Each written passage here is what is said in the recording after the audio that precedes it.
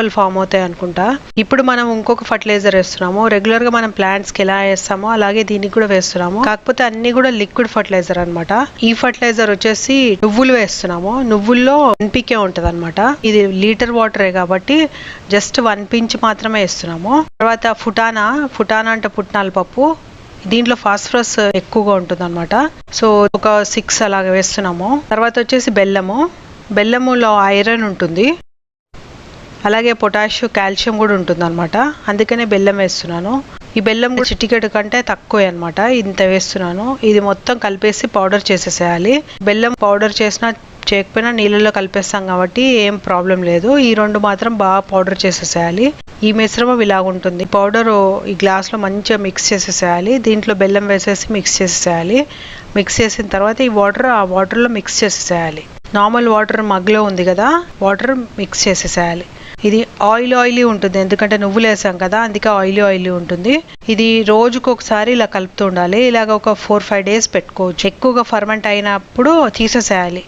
అయితే ఇప్పుడు మనం లిక్విడ్ ఫర్టిలైజరు వెంటనే తయారు చేసి వేసేసాం కదా, అంటే మనము దాన్ని ఫర్మెంట్ చేయలేదు కదా. ఎందుకంటే ఫర్మెంట్ చేస్తే ఎక్కువగా కాన్సన్ట్రేటెడ్ అయిపోతుంది.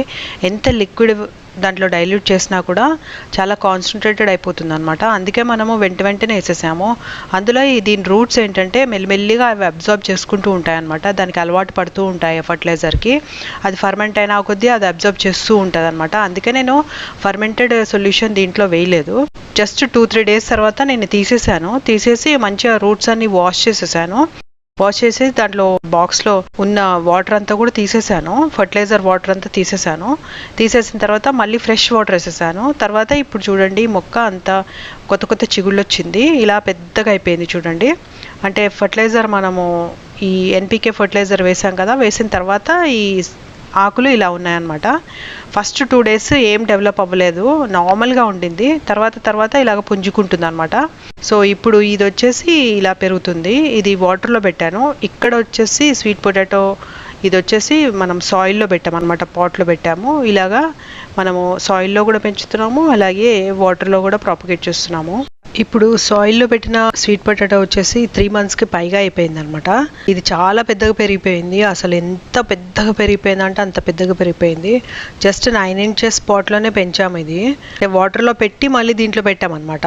దీనికి కూడా చాలా ఫర్టిలైజర్స్ వేసాము. డ్రాగన్ ఫ్రూట్ పీల్ ఫర్టిలైజర్ వేసాము, మూంగ్ దాల్ ఫర్టిలైజర్ వేసాము. ఇంకా రెగ్యులర్గా